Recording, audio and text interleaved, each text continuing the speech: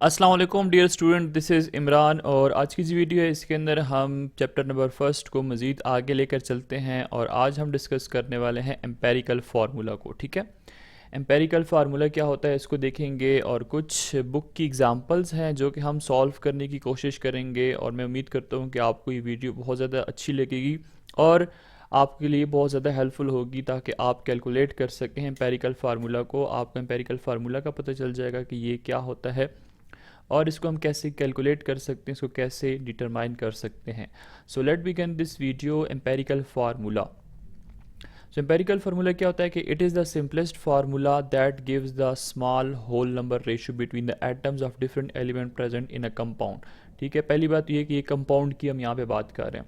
ठीक है, अब यहाँ पे हमारे पास ये क्या है कि अगर कोई भी एक कंपाउंड है, ठीक है, उसको हम ले लेते हैं और उसको हम सिंपलेस्ट रेशियो में लेकर आते हैं। ठीक है, सिंपलेस्ट रेशियो के अंदर या स्मॉल होल नंबर रेशियो के अंदर हम इसको लेकर आते हैं तो वो उसका क्या होगा, that would be the empirical formula. For example हमारे पास एक लाइक हाइड्रोजन पर है H2 और O2, ये हमारे पास है। ठीक है, अब ये क्या है, this is the molecular formula. इसको हम क्या कहते हैं, this is a molecular formula, क्योंकि ये हमारे पास actual whole number ratio show कर रहे हैं। This is the molecular formula. लेकिन अगर हम इसकी सिंपलेस्ट रेशो में लेकर आते हैं, ठीक है, ये हमारे पास एक्चुअल वैल्यू है ना, लेकिन अगर हम इसको सिंपलेस्ट में लेकर आते हैं तो हम लिखेंगे H ratio oxygen.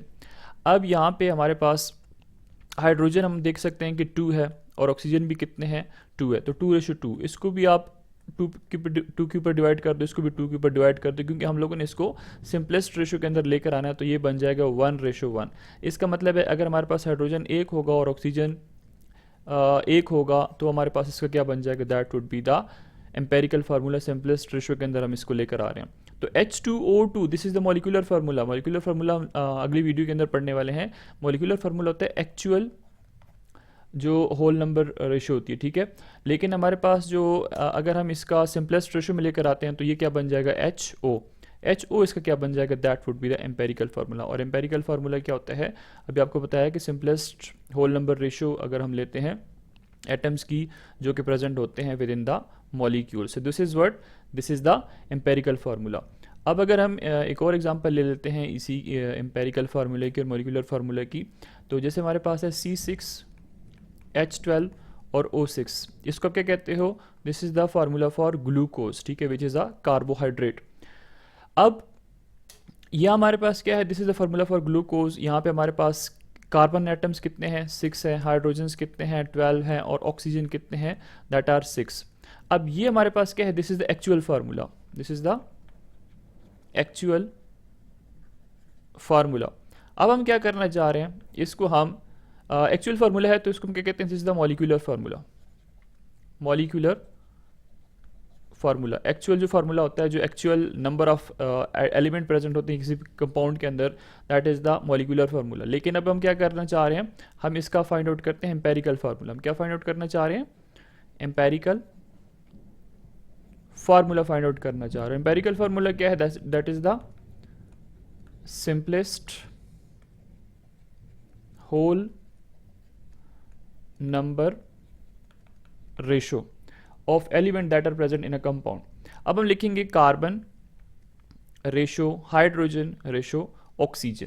Simple mathematics जिस तरह आप करते हो ना, वही कैलकुलेशंस है। कार्बन यहाँ पे कितने हैं, 6 है, हाइड्रोजन कितने हैं, 12 है, और ऑक्सीजन कितने हैं, 6 है। अब आपने क्या करना है, रेशो जैसे आप फाइंड आउट करते हो कि सबसे पहले आप लोवेस्ट नंबर के ऊपर डिवाइड करते हो इसको, तो ऐसा कोई नंबर देखें जिसके वजह से इन सब को हम सिंपल रेशो के अंदर लेकर आ सकें। तो इसको अगर हम 2 पे डिवाइड कर दें, इसको भी 2 के ऊपर डिवाइड कर दें, इसको भी 2 के ऊपर डिवाइड कर दें, 2 3 आर 6, 2 6 आर 12 और 2 3 आर 6, तो हमारे पास नेक्स्ट वैल्यू आएगी, वो हो जाएगी 3:6:3। आप कोई ऐसा नंबर ढूंढें जो कि इनको डिवाइड कर सके। लेट्स से हम इसको 3 के ऊपर डिवाइड कर देते हैं, इसको भी 3 के ऊपर डिवाइड कर देते हैं और इसको भी 3 के ऊपर डिवाइड कर देते हैं, तो इससे 1 बन जाएगा, 3 2s आर 6 और 3 1s आर 3, हमारे पास बन जाएगा 1:2:1।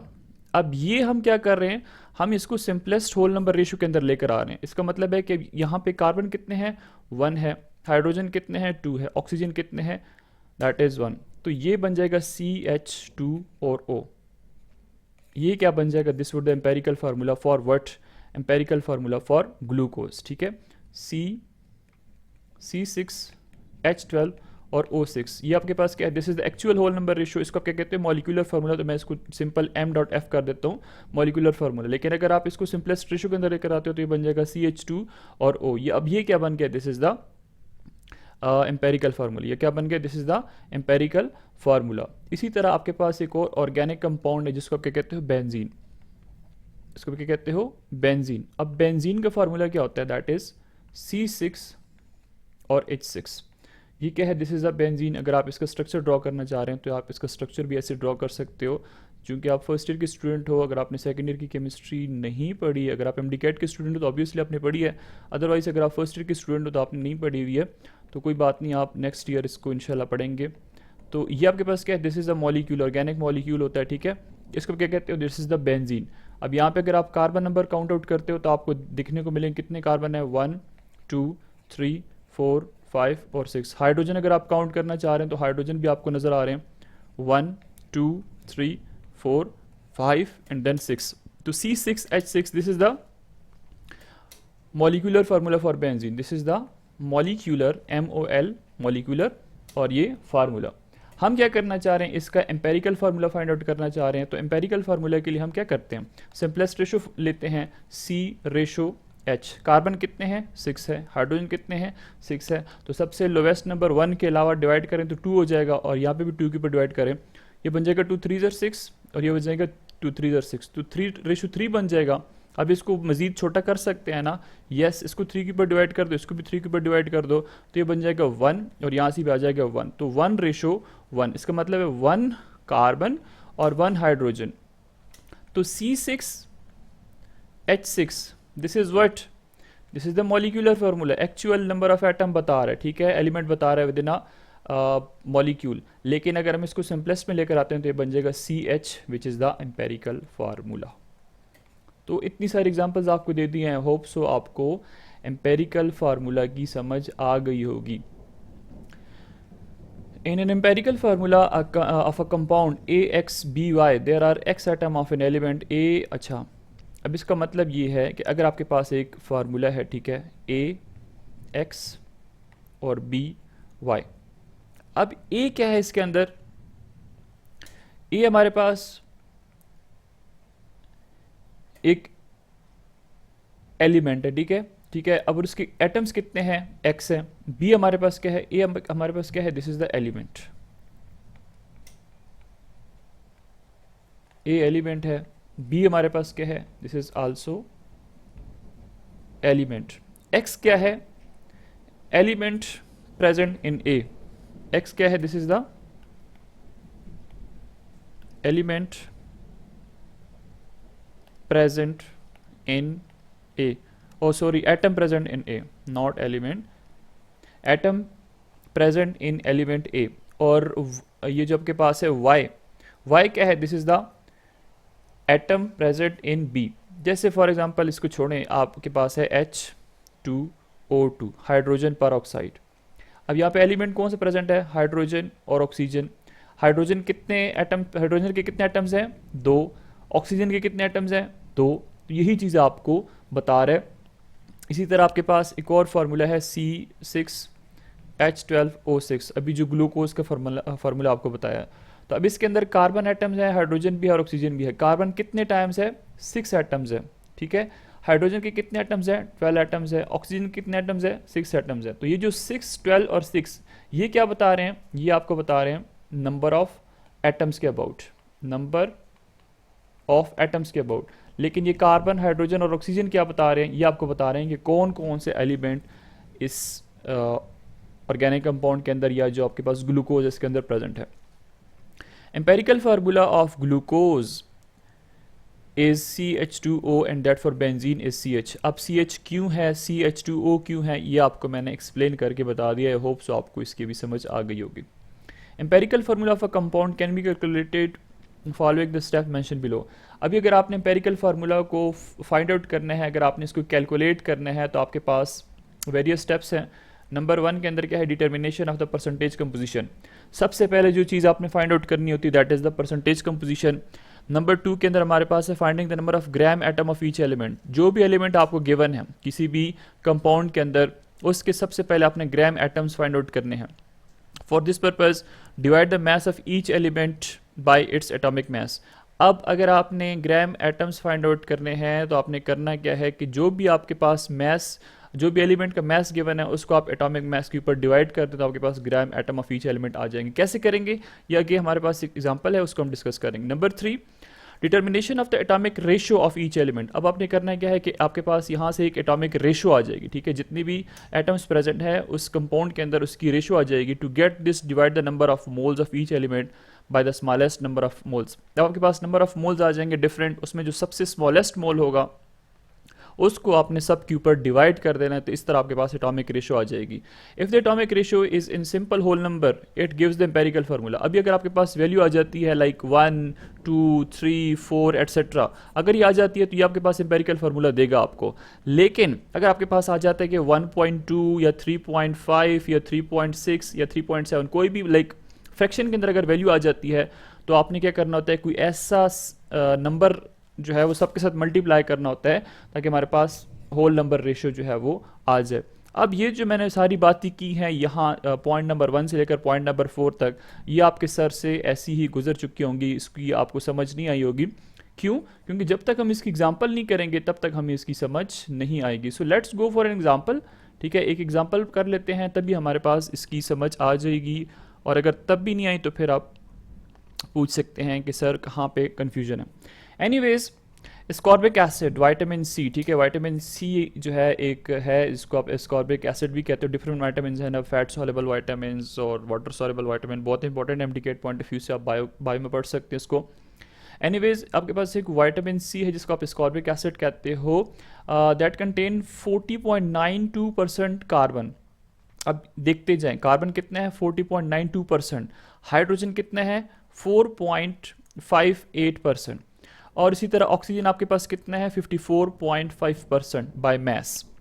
What is the empirical formula of the ascorbic acid? अब स्कॉर्बिक एसिड का आपने क्या फाइंड आउट करना है, एम्पेरिकल फार्मूला। आपके पास परसेंटेजेस जो हैं वो कार्बन, हाइड्रोजन और ऑक्सीजन की गिवन है। अब ये सी, एच और ओ, ये आपके पास क्या होगा, this would be the empirical formula. अब C कितना है, H कितना है, O कितना है, ये आप लोगों ने क्या करना है, फाइंड आउट करना है। ये आप लोगों ने फाइंड आउट करना है with the help of these 4 steps which are mentioned above. अब देखिए यहाँ पे आपके पास सारा कुछ सॉल्व हुआ है। मेरा काम है आपको समझाना और आपका काम है इसको समझना। From the percentage of these elements, we believe that in 100 gram of ascorbic acid, there are 40.92 gram of carbon, 4.58 gram of hydrogen and 54.5 gram of oxygen. अब यहाँ पे आप देख सकते हो कि इसने परसेंटेजेस दी हैं। अब परसेंटेजेस हमेशा किस में होती हैं, ऑब्वियसली 100 में फाइंड आउट करते हैं। अब 100 में से 40.92 ग्राम आपके पास क्या होगा, कार्बन होगा। इस तरह 4.58 ग्राम आपके पास हाइड्रोजन होगा और 54.5 ग्राम आपके पास क्या होगा, that would be the amount या mass of oxygen that is present in ascorbic acid. Divide these masses of the elements are percentages by their atomic masses. अब देखो स्टेप नंबर 1 आपके पास आ गया, ठीक है। अब सबसे पहले तो क्या है कि आपने जो भी आपके पास मैसेज गिवन है, जो भी आपके पास मैसेज गिवन है, मैं इसको रेड लाइन से वो कर देता हूँ, ये और ये, इन सबको आपने सबसे पहले क्या करना है, इनको इनके एटॉमिक मैसेज के ऊपर डिवाइड कर दो। इन तीनों को इनके एटॉमिक मैसेज के ऊपर डिवाइड कर दो, ठीक है। अब कैसे करेंगे ये आपके सामने हुआ है। अब ये एटॉमिक मैसेज के ऊपर डिवाइड करने की वजह क्या है कि आपने number of gram atoms find out करने हैं। नंबर ऑफ ग्राम एटम्स आप लोगों ने फाइंड आउट करने हैं। सबसे पहले हमारे पास है हाइड्रोजन। अब हाइड्रोजन के मास कितना गिवन है 4.58, और हाइड्रोजन आपको नजर आएगा कहाँ पे, हाइड्रोजन आपको नजर आएगा पीरियोडिक टेबल में। अब इसका जो मास होता है ना, एटॉमिक नंबर इसका क्या है, दैट इज 1, और एटॉमिक मास कितना होता है 1.008 ग्राम पर मोल, ठीक है। This is the atomic mass, ठीक है, this is atomic mass of hydrogen. तो देखो आपने number of gram atom find out करने हैं, तो नंबर ऑफ ग्राम एटम का फार्मूला ये है कि number of gram atoms are equal to 4.58 क्या है गिवन मास, और 1.008 ग्राम जैसे आपके पास यहाँ पे है, this is what, this is the atomic mass, this is the atomic mass. Student क्या करते हैं, गलती यहाँ पे है, गलती ये कर देते हैं कि यहाँ पे एटॉमिक नंबर के ऊपर डिवाइड कर देते हैं। सो आप अगर एटॉमिक नंबर के ऊपर डिवाइड करोगे तो आपका ये जो क्वेश्चन होगा ये सारा के सारा गलत हो जाएगा। एनीवेज 4.58 कहाँ से आया, ये आपको ऑलरेडी गिवन है क्वेश्चन के अंदर। 1.008 कहाँ से आया ये आपको याद होना चाहिए, अदरवाइज आपके पास अगर पीरियोडिक टेबल होगा तो आप पीरियोडिक टेबल में से देख सकते हैं। एनीवेज ये सब कुछ डिवाइड करने के बाद हमारे पास आंसर आएगा 4.54 ग्राम एटम ऑफ हाइड्रोजन। हाइड्रोजन के बाद आपके पास नेक्स्ट जो एलिमेंट है दैट इज ऑक्सीजन। ऑक्सीजन का मास कितना गिवन है, 54.5 ग्राम गिवन है। अब ऑक्सीजन जो है, ऑक्सीजन आपको नजर आएगा 8 और 16 के केस में। अब 8 क्या है, this is the atomic number, 16 क्या है, दिस इज द एटॉमिक मास। तो अब देखो एटॉमिक मास के ऊपर डिवाइड करना है तो आपने 16 के ऊपर डिवाइड किया, आपके पास 3.406 ग्राम एटम्स आ गए किस चीज़ के, ऑक्सीजन के। उसके बाद आपके पास है कार्बन, तो कार्बन आपको नजर आएगा इस तरह C6 और कार्बन 12 ऊपर आ जाएगा। अब ये 6 क्या है, this is the atomic number, और ये 12 क्या है, दिस इज द एटॉमिक मास। तो एटॉमिक मास के ऊपर डिवाइड करते हैं, 4.92 कहाँ से आया है वो ऑलरेडी आपको गिवन है क्वेश्चन के अंदर, और ये 12 कहाँ से आया ये आपको मैंने बता दिया कि this is the atomic mass of carbon. अच्छा, ये सारा कुछ करने के बाद आपके पास ग्राम एटम्स जो हैं वो आ गए किस चीज़ के, यहाँ पे हाइड्रोजन, यहाँ पे ऑक्सीजन और यहाँ पे कार्बन के ग्राम एटम्स जो है वो हम लोगों ने फाइंड आउट कर लिए। उसके बाद आपके पास क्या है, atomic ratio is obtained by dividing the gram atom with 3.406। अच्छा, अब यहाँ पे देखो तीन आपके पास वैल्यूज आ गई हैं। एक आपके पास, इसका मैं कलर चेंज कर देता हूँ, ब्लैक कर देते हैं। एक आपके पास है 4.5, एक आपके पास क्या है 4.54 ग्राम, सॉरी लिख नहीं रहा सही से, 4.54 ग्राम। दूसरी आपके पास है 3.406, तीसरी आपके पास है 3.41। अब हम लोगों ने क्या करनी है, एटॉमिक रेशियो फाइंड आउट करनी है। तो इन तीनों में से देखें सबसे छोटी वैल्यू कौन सी है, जो छोटी वैल्यू उनको सबके ऊपर डिवाइड कर दें। तो ये 3.406 मुझे छोटी वैल्यू लग रही है। अगर ये मुझे छोटी लग रही है तो इन सब के ऊपर, इन सबको, ये आपके पास 3.41 है, 4.54 है, 3.406 है, इनको आपने 3.406 के ऊपर डिवाइड कर देनी है। मैं नहीं कह रहा, ये रूल कह रहे हैं, ठीक है। इसके जो 4 स्टेप्स हैं उन रूल्स के तहत हम लोगों ने क्या करना है कि इनको सबसे स्मॉलेस्ट जो भी वैल्यू होगी वो उसके ऊपर इनको डिवाइड कर दें। जैसे हम डिवाइड करेंगे तो हमारे पास कार्बन, हाइड्रोजन और ऑक्सीजन की रेशो जो है वो आ जाएगी। कार्बन हाइड्रोजन की रेशो हमारे पास आ रही है, कार्बन हाइड्रोजन और ऑक्सीजन की रेशो हमारे पास आ रही है, यहाँ पे 1 आ रही है, यहाँ पे 1.33 आ रही है, और यहाँ पे ऑक्सीजन की वैल्यू भी 1 आ रही है। अब अगर आपको याद हो, स्टार्ट में मैंने आपको बताया कि अगर ये हमारे पास फ्रैक्शन के अंदर आ गई है तो हमने कुछ ऐसा नंबर लेना है ताकि हमारे पास ये सारे जो हैं वो जो नंबर हैं वो सेम आ जाएं। तो अब वो ऐसा नंबर कौन सा होगा, दैट शुड बी 3। आपने क्या करना है, to convert them into whole number. अब ये जो 1.33 है ये फ्रैक्शन के अंदर है, आपने क्या करना है, you need to convert it into whole number. So आपने कुछ इस तरह नंबर लेना है कि आप इसको मल्टीप्लाई करें ताकि ये सारे जो हैं वो किसी न किसी तरह होल नंबर के अंदर आ जाएं। लेट से आप क्या करते हो, इन सब को मल्टीप्लाई कर देते हो 3 के साथ। जैसे आप 3 के साथ मल्टीप्लाई करोगे so you will get what, आपके पास 3 है, 1 रेशो 1.33 रेशो 1। 3 से मल्टीप्लाई करोगे यहाँ पे 3 आ जाएगा, यहाँ पे आ जाएगा 3 3 ज़र 9, 3 ज़र 9 और 3.9, और यहाँ पे 1 आ जाएगा। अब ये 3 हो जाएगा, 3.5 होता है या 3.637, 3.9 है, तो 3.9 को आप राउंड ऑफ करोगे तो क्या बन जाएगा 4, और यहाँ पे 1। तो 3:4:1 आपके पास यह आ जाएगी। 3.999 को आप क्या कर दोगे, यहाँ पे राउंड ऑफ कर दोगे। राउंड ऑफ करने के बाद आपके पास इसे 3.4 से 3.9 से क्या आ जाएगी, 4 वैल्यू आ जाएगी। तो अब इसका मतलब है कि कार्बन, हाइड्रोजन और ऑक्सीजन की जो वैल्यूज़ है वो यहाँ से फाइंड हो गई है। कार्बन की वैल्यू आ रही है 3, हाइड्रोजन की 4 आ रही है, और ऑक्सीजन की कितनी आ रही है, 3 आ रही है। तो हम इसको ऐसे लिख सकते हैं C3H4 और O3। This is the formula for ascorbic acid.